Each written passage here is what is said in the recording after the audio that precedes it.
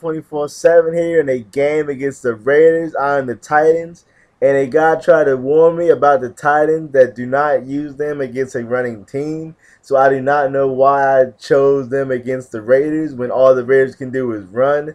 And this was a major mistake, as you will see in this game. They are a very, very poor tackling team. And even when they force hit sticks, it's not a fumble. So even when they force hit sticks, it's basically like you should just normally tackle them if you're not going to force any fumbles. But this guy, he had a real good game plan, and he was really dedicated to taking what I gave him. He kept going short. He wasn't forced to go deep and was content with his 5 to 10 yards a pop. But as you see right there, Mcfadden just running over people, and it really started to piss me off. And half of this game is just me run committing, trying to stop the run. I was trying to make him pass. When you see Pryor running over people like that, you really think, what more can I do? Because I'm in position to stop him. But if they're going to keep bouncing off me like that, I really cannot do anything. As you know, Mcfadden and Pryor prove that they cannot be tackled. Like right there, I tried to hit stick it, Mcfadden just ran straight through him. So that first drive, I was really pissed off because of the amount of tackles he broke. I felt it was over the top. But here I am on O. I'm still running Tampa Bay. I switched back. I didn't like San Diego that much, but I honestly wish I could have both, but I like not running a custom. But anyway, you see Jake Locker overthrew that wide open touchdown. I really thought Russell Wilson was the only bum. And then I thought Kaepernick and Russell Wilson were the only bums. And now I finally learned every quarterback in this game is a bum. No matter if you're using Drew Brees, who on Madden has a noodle arm, or if you're using freaking, it doesn't even matter. Tom Brady, he still overthrows passes and have, you know, the overthrows and stuff like that. So it's really a lose-lose. I mean, you can have a pocket quarterback, he'll still overthrow passes. So I'd rather have a fast quarterback that I know can scramble like Pryor. But Pryor cannot throw well enough for me. But he can break tackles like that. That's not, I really do not understand that. I understand he's not going to fumble because quarterbacks rarely / never fumble on options. But he really needs to stop bouncing on my safeties, defensive tackles, and ends. I mean, it really makes no sense. This has to be one of the worst tackling games I've ever played. I really do not understand it. There he throws the sexy out route completely wide open. But I would not mind if he passes the ball. I'm actually hoping that he is. But instead he keeps running the ball and I cannot stop him. As you see, Terrell Pryor, he's fast as hell. I think he has 90 speed or 91 speed. So he's really, really tough to guard. And he was really, really dedicated to running the ball because he kept getting yards. Right here, he scores at a full house to make it 14-7. He wasted clock, but I didn't feel like using my timeouts. I felt I could score without it. Instead, I throw a pick. He was double covered, not open at all. But like there, I mean, that is just what I get for not making any reads at all. And now he's trying to throw the rocky catch. Luckily, the Raiders are not very good at holding on, so he dropped that one. But instead, he goes for it again. And luckily, he drops that one. So I'm really, really glad he did not get a touchdown right here. I hold him to a field goal. So I'm down 17-17. I believe it's my ball. Yes, it is. So all in all, I'm pretty satisfied with that half. I understand I played bad, but I feel like in the second half, I will be able to make the tackles I need. And I'll be able to score passing the ball better. Right there, that pass works against any other team besides maybe the Bengals.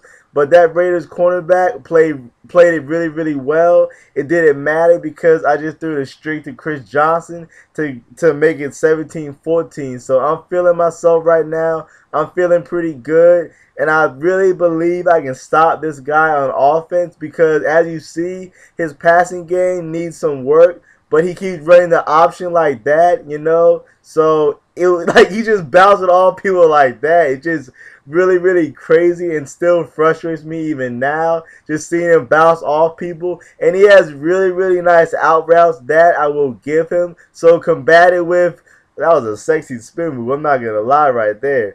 But combated with the quick wheel route out of the backfield and the wideouts on these out routes. He made it very, very tough to stop, and then he mixed in a fade. So, you know, I mean, I'm not really mad that he scored passing. I'm actually glad he scored passing than running. I mean, I wouldn't like to have him not score at all, but you have to choose what to give up, and I would much rather give up a pass than have him running on me.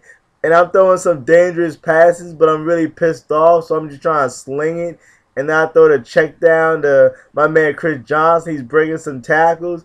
But honestly, I'm thinking, even if I score, how am I going to stop this dude? And here I do score. It's 24-21.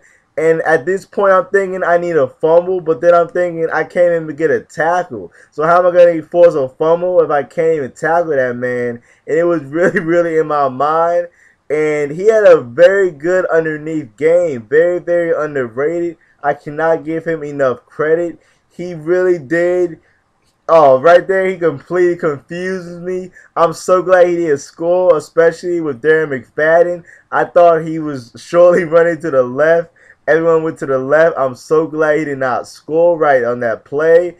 But every time I start talking about his pass, oh my goodness, I should have got that pick right there. At that point, I'm extremely pissed off because that was an easy pick six, and now I'm freaking tackling Pryor just like that. He's not fumbling.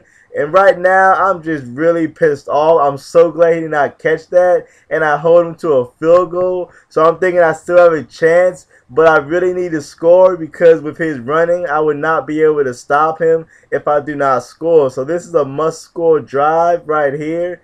I have to score on this drive. Instead, I get sacked. 2nd and 20. I wasn't even looking at the pass rush.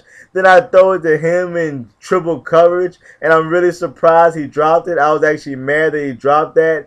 And then I don't know who that was to. I think that was to the wheel route because that's who I clicked on, the user. It didn't matter. Jake Locker threw it straight to the cornerback for a pick.